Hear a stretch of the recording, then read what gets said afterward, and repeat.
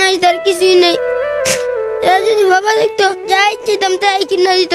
জেলে কানতাম, কইতে যাই আইনা দিব, এটার মায়া করতাম মা। চুরি করে আনবো, সে মা আইনা দেয়, কিন্তু আমরা এটা বুঝতাম না। আরে বাবা মারা গেছে তো আর বুঝি না। আর যার বাচ্চার বাবা আছে তাই তো কিছু বুঝে না, আর যার নাই খালি বুঝে। আজকে তো বাবা বেঁচে থাকলে এই ফুল বিক্রি করতে হতো না, তাই না? না, ফুল বিক্রি করে প্রতিদিন কয় টাকা পাও তুমি? 500-600 এই টাকা দিয়ে তুমি কি করো? আমি মারে দিই।